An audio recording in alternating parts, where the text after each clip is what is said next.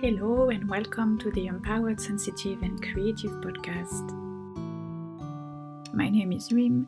I'm an artist, a certified life coach and an NLP practitioner, and the creator of the Empowered, Sensitive and Creative retreats.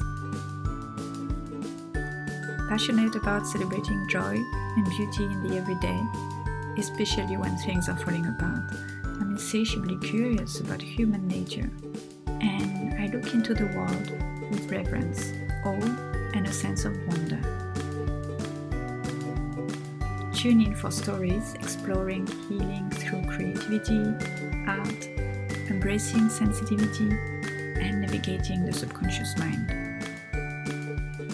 I'll talk about the struggles that highly sensitive and creative people face, and share my experiences, insights, and favorite tools along the way. I'm here to empower you to turn what we often deem to be a curse into your biggest gift. I believe that the more we create together, the more we heal the world. So let's dive in.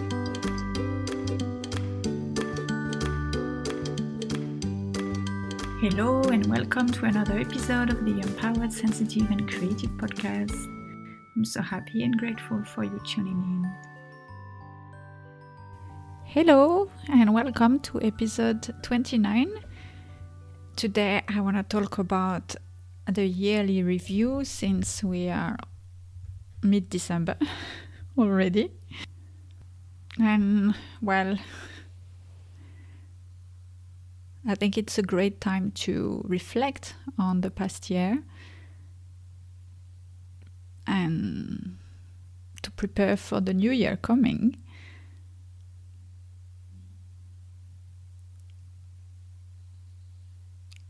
And as you may have noted, I said yearly review. I didn't talk about New Year resolutions because I believe our quality of life depends on the quality of the questions we ask ourselves.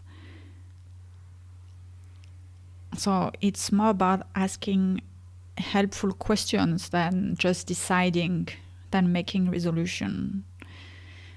And I love what astrologer Christopher Whittaker was saying in his latest show. He said, you must plan your change. You must plan how you're going to change in 2024. Okay, he said that specifically for Taurus suns. And well, I'm a Taurus. But I think it applies to all of us. And highly sensitive people, creatives out there, especially because we tend to overthink and we suffer from self-doubt and we so often feel overwhelmed. Because when you're in a deep state of confusion, it's really hard to see how you can change. It kind of feels impossible, too much, even more overwhelming. It's maybe you want to work on so many things at once, or maybe you feel like where you want to go is way too far from where you are now. Perhaps you're just seeing all the reasons why it can't happen. Or you feel stuck in the loop of, I'm stuck, I'm confused, I feel lost, I don't know what to do, it's hopeless. And that's playing over and over again in your mind. And well, it's pretty hard to be open to creative solutions when that tape is playing non-stop.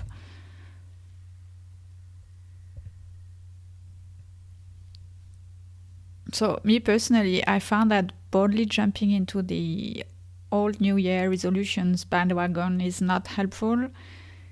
It may sound like a good idea. Oh yeah, let's make new resolutions. Let's make the new year the year of my change, or the year I finally get to do this and that.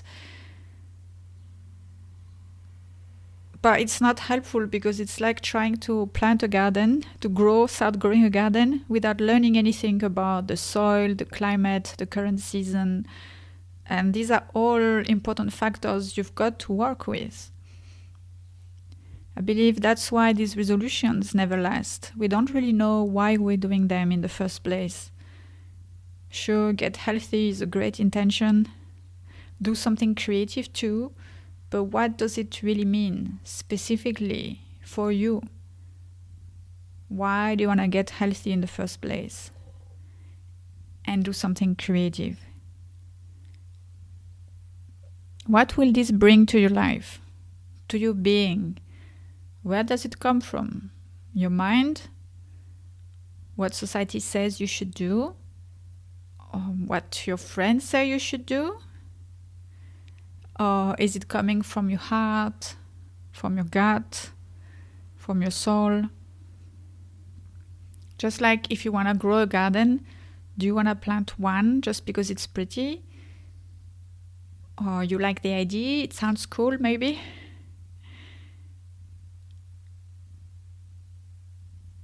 Because if you really want to have a garden, it's going to require work, knowledge, patience, time, energy, flexibility, perseverance. Otherwise, you'll be bound to quit as soon as something else comes up. Maybe an obstacle, a challenge, or another diversion, something cooler to do, and so on. So what would you do if you were to start growing a garden? What would you focus on to begin with?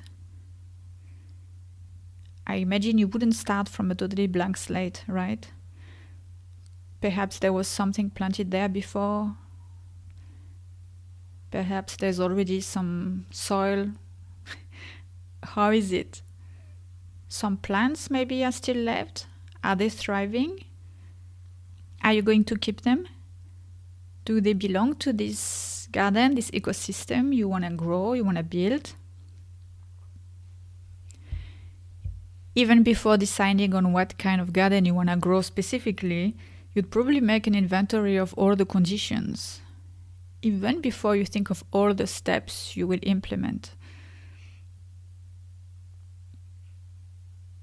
So this month, I want to invite you to take an inventory of who you were this year. Like I talked about in my previous episode about life purpose, that's episode 25. It's more about who we are rather than what we do. Because when we're clear on who we are, then the actions to take get clearer. It all starts from within. We no longer act out of fear, shame, guilt, other people's expectations. I say that because people pleasing is a big issue for highly sensitive people. And I found that shame and guilt are also like our biggest saboteurs, really.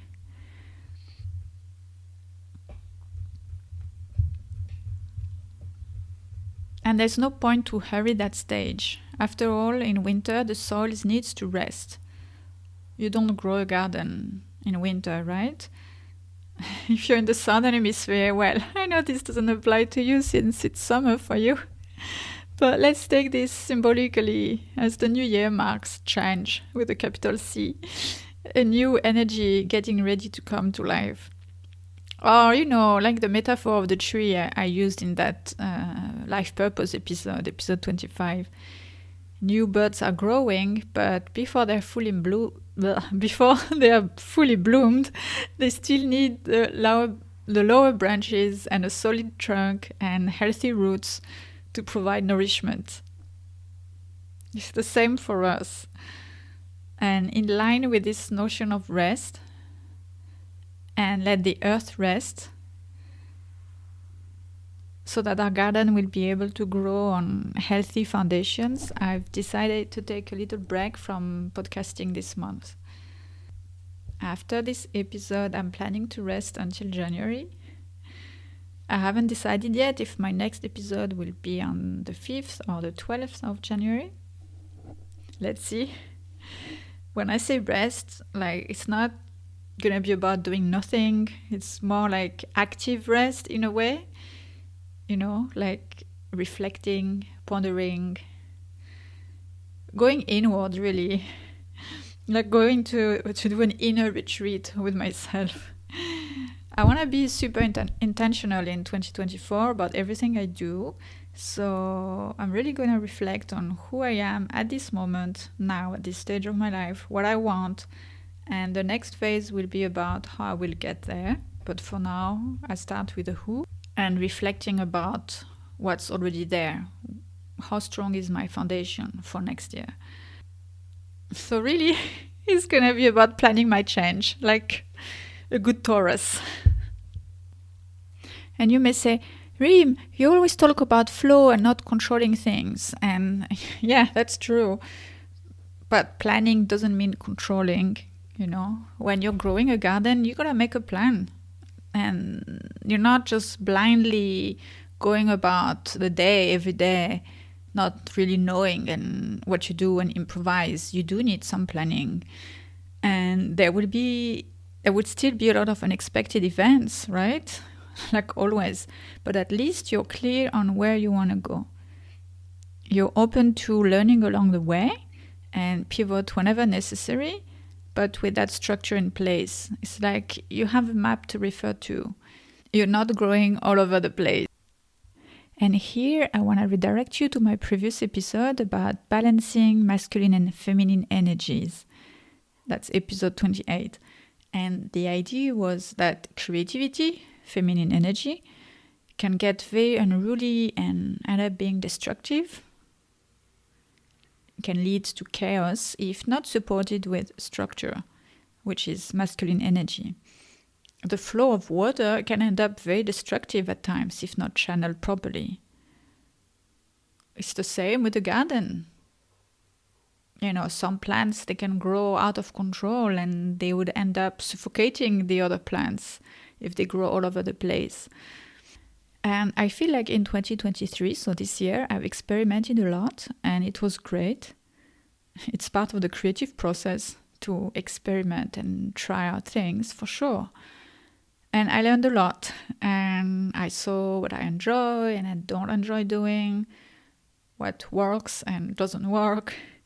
But now I start to feel a bit scattered and all over the place. So I know it's time for reflecting on all of that and draw some conclusions for the coming year. And I want to take my time with that. I don't want to rush. And well, you know, I love podcasting, but it does require me a lot of time and energy. So I want to remove this for the moment from my head. So I'm totally free because, you know, when I start to go inward and to really ponder on things, I can stay there for a long time, and I don't like to feel stressed out by all the other things I have to do. I used to do that, but I realized it doesn't work for me. I end up feeling stressed and resenting my commitments. And the last thing I want is to have to resent the podcast and all my work and all the things I do, because I really love doing it. So, yeah. Besides, I also want to encourage you as a highly sensitive person to take time for yourself as well. So often we feel like we have to help everyone around us, or we have to help our boss or colleagues. We have to take charge, or we have to organize, we have to plan, because perhaps we see, you know, the details more than other people, and also because we are kind and we want to help, which is nice, but not when it's going against our needs and our health and our well-being. So yeah, I think our society is getting a bit insane with all of these things to do, and always faster. And it's the holidays. I mean, not everybody celebrates Christmas, of course, but you know, there is always this special flavor to this time of year with, okay, first Christmas if you celebrate it, but then the New Year's Eve, the New Year, and all of that, and the idea that the year is almost done, so we have to keep going we have to use the last few weeks to achieve what we didn't achieve earlier this year, and all of that. And there's this kind of frenzy of buying gifts, at least in the Western world, most Western countries, buying, purchasing,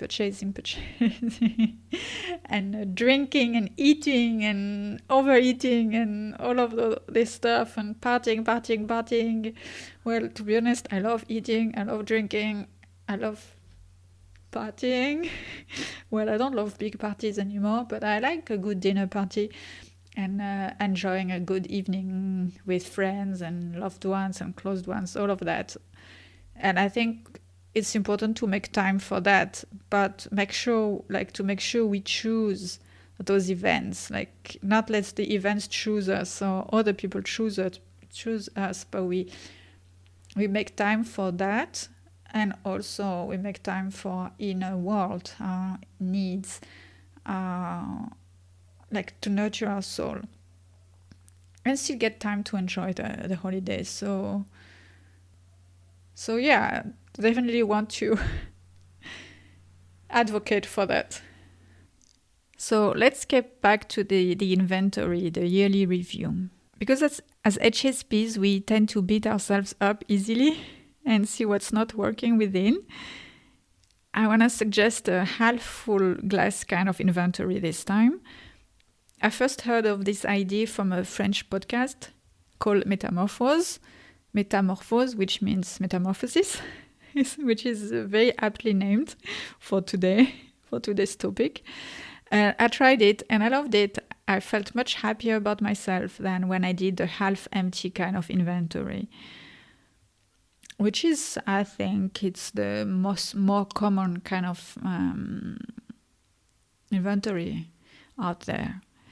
I found that focusing on what already works helped me and motivated me to keep going, and naturally, what doesn't work then becomes clearer. Also, as the law of attraction says, like attracts like.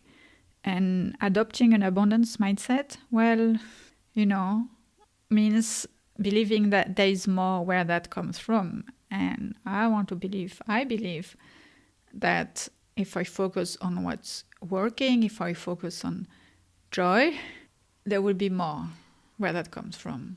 So I suggest you do it right now with me as I go about and explain each question, because it's so easy to say I'm gonna do it later, and well, this later never happens, or at best it happens 3 months later or something like that. And all that time it's a weight on my mind, like an aftertaste of I should do that, I know I should do that, this little voice taking up space in my energy and contributing to me feeling even more guilty. Phew, not a nice feeling. So this little moments of pause I will leave between each question would still be helpful, I think. And if you're listening to this while driving or in the metro, while cooking or doing stuff around the house, don't worry. You don't need to be taking notes right now, but you can still use the time of silence to ponder, to think about that. It could be a short meditative moment for you. So each question is centered around a word, an element that I believe contributes to the health of our metaphorical garden. Okay, so first question, love. What people were the most loving to me? We often focus on, oh, this person did that to me, this person was mean to me, this person didn't respect me. But what about those who were kind and loving to you? Who were they? I'll leave you a moment to write it down.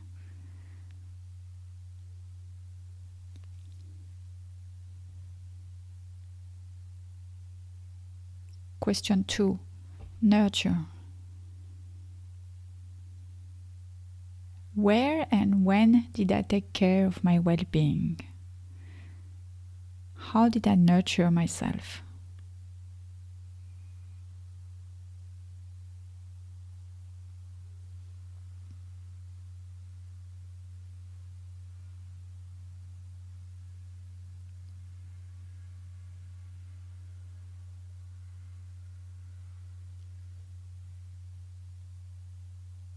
Integrity. Where did I set boundaries this year? In integrity with my needs. Who with? Did I set boundaries with myself as well? When did I stick to them? Because sometimes we set boundaries and it's really uncomfortable and challenging when we are not used to, and then it's difficult to carry them forward and stick to them, because very often the initial reactions of people is backlash. People are not used to you setting boundaries, and therefore they kind of feel a bit challenged when you begin setting them, and then there's backlash. So were you able to stick to them? Like when, how, where did you stick to them?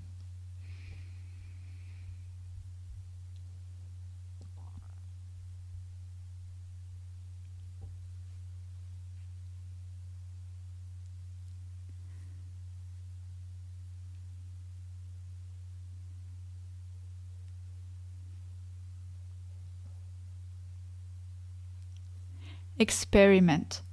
What did I experiment with this year? What did I explore?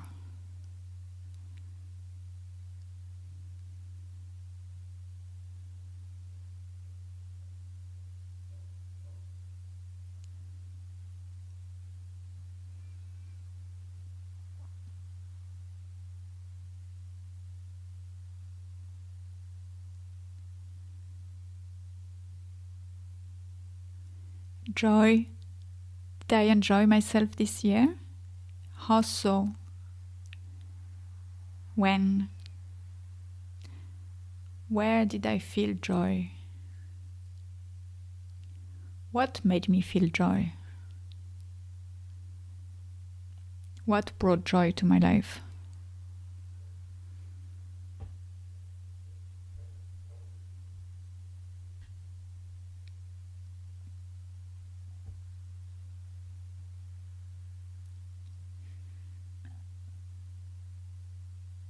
Play. Where was I playful? When did I have fun?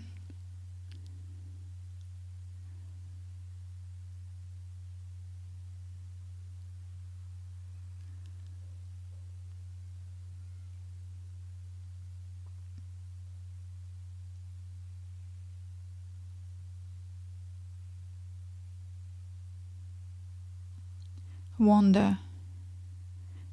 What did I see with the eyes of a child?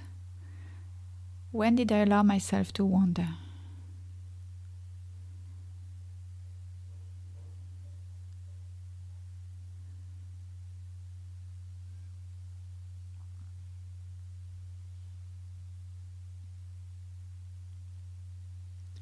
Courage. Where have I been brave, courageous this year? Where did I dare show up and do something scary, even though it was not the perfect conditions? What risks did I take?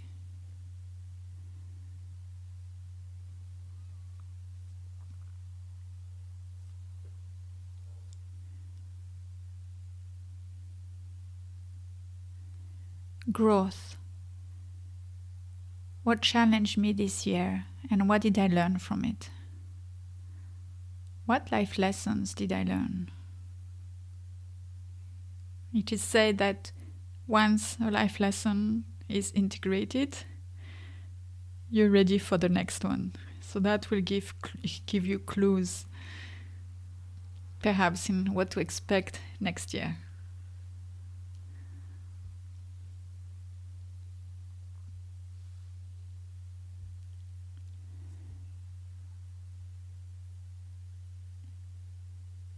Depth. Where did I go deep this year? Where did I go to or attempt to go to the bottom of things? Experimenting and curiosity and trying things are great, very important. And depth is also required of us in order to really learn and go beneath the surface and gain more wisdom.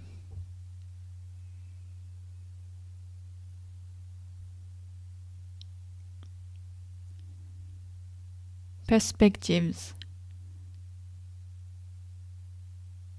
What did I change my mind about? Where did I gain new perspectives?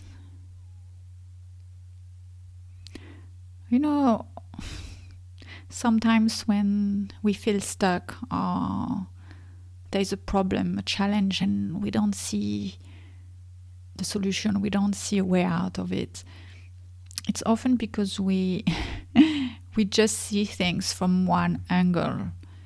So it's really important to, that would be like having a fixed mindset. But if you want to adopt a growth mindset, it helps to see things from different perspectives.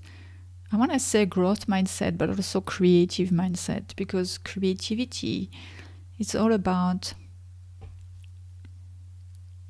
looking for different perspectives, trying things out, and looking at things from different angles. And there was something, there was a solution, there was something, a clue that we couldn't see before.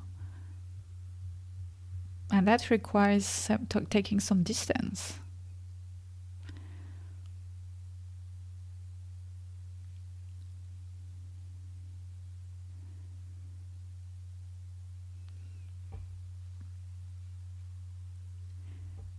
Question 12. I just noticed that I totally forgot to number the questions. Like on my paper, I wrote them down with numbers, and I totally forgot to say them out loud. Okay, so in case you were wondering, this is question 12. Trust. How did I trust myself? How did I trust others?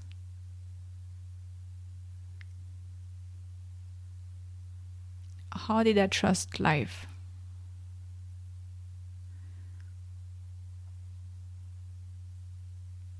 When I say how, it's also where and when. That's what I mean. In which situations.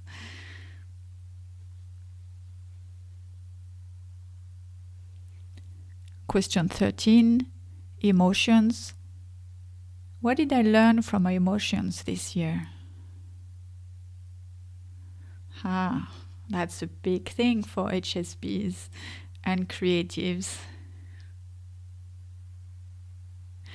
Our emotions, we have so many of them, and they are so deep, so intense. We often think they're here to make our life miserable. But what if they were a source of wisdom? What did I learn from my emotions this year?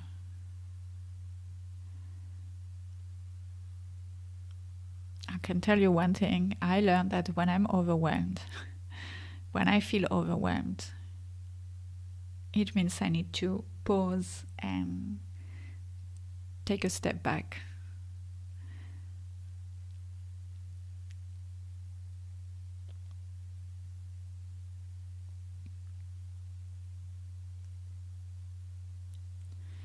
And there are 2 questions left. 14, stories. What stories did I tell myself? How do they make me feel? Are they serving me? What about the stories I told others?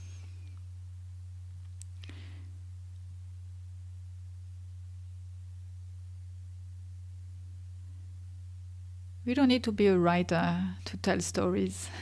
We all have narratives about our life, about who we are, about who the people around us are, about how things go in the world, how things work.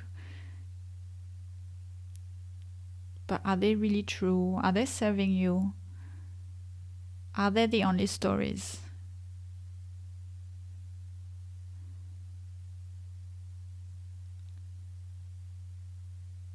Is there room for new stories?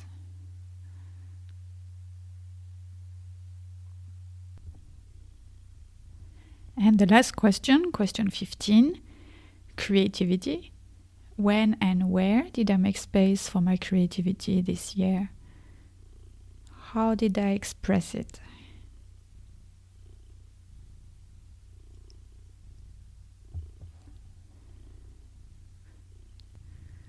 So, what did it look like for me to tap into my creative energy this year?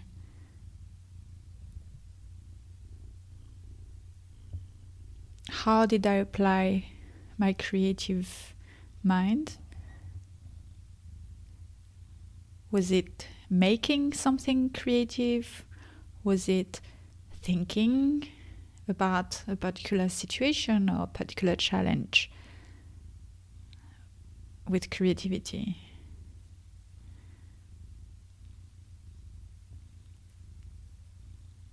Was it a combination of both?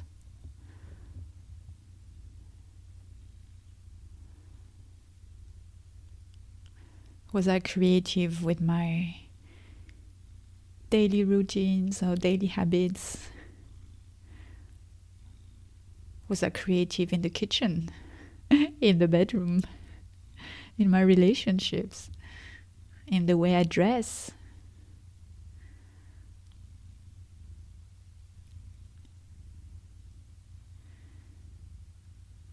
Was I creative in my workouts? There's no specific order in these questions, by the way. It doesn't matter if you start with the first one or the last one.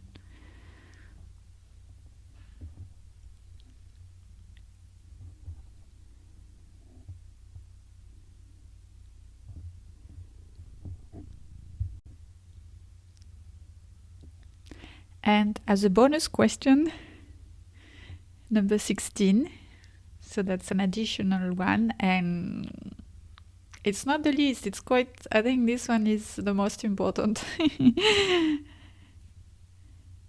It's embodiment. Who do I need to become in order to do what I want to do next year? So it's more about who I am than what I do. Because once I'm clear on who I need to be or who I want to be, then the actions, what I need to do, will seem clear. It will come from that. It's the alignment between the who and the what that will create the embodiment.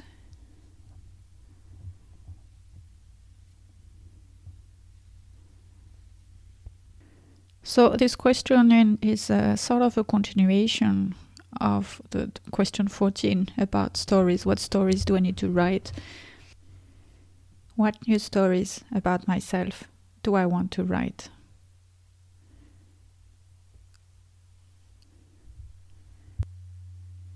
Because you have the choice. You write your story. You are the creator of your story, of your life. Yes, we all have to do with what we were born with our past, with our physical attributes, our mental attributes, genetic attributes, genetic and social heritage. But what can we do with what we've got?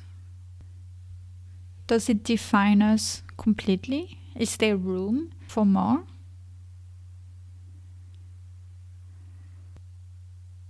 Can I align myself with my soul, with what my soul is telling me, with this voice, this voice deep within that is whispering all sorts of dreams and possibilities.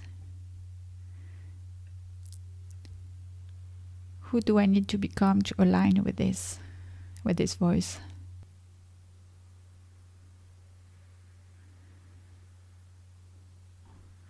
Help you do your yearly end of year review. I hope it inspired you and that it helped you to see 2023 through a positive light, at least a more positive light than you might have expected to begin with. There are more questions that could be added to this list, but I think these are already a very good start, and they should give you a clearer idea on where and how you want to direct your energy for the coming year. By the way, this kind of review can be made at any time of the year, for sure. It could be done quarterly or at the 6 months mark, something like that. Not too often that it leaves you time to actually be and do the things you want to do. And in the retreat I organize this next June.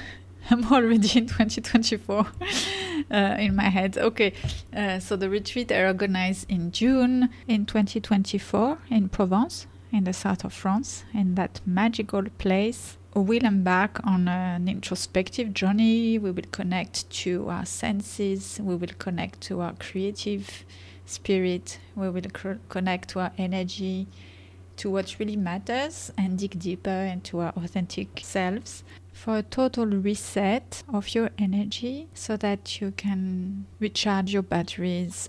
And we will meet our inner wisdom through mindful and creative practices. It's really going to be a holistic experience. I really believe in the connection of mind, body, and soul. And these practices will be led by me and other local healers. By the end of our 5 nights together, you will be relaxed, re-inspired, and ready to dive into the next chapter of your life with clarity and newfound confidence in yourself. If you would like to join us, it's going to be from the 6th of June to the 11th of June 2024. It's a unique and intimate retreat. There are only 6 to 8 spots. If that piqued your interest and you would like to know more, you are welcome to reach out and book a free exploration chat with me to get all your questions answered by going to my website rimcreativenergy.com, and then there is a section retreats in Provence, and there will be all the info about the retreat there. And of course, if you have further questions, you can book the retreat exploration chat where I'll be happy to answer all of your questions. And on that note, I wish you happy holidays and happy end of December and beginning of January. And I will see you next year. Bye-bye. Thank you for tuning in. I hope you enjoyed this episode, and if it has inspired you, please share it around you. Also, if you feel called to it, please subscribe to the podcast and leave me a review. It really helps to spread the word out. All your questions are welcome.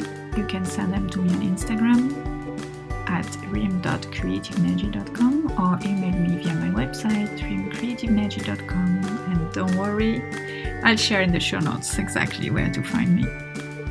Until next time, sending you loving creative energy.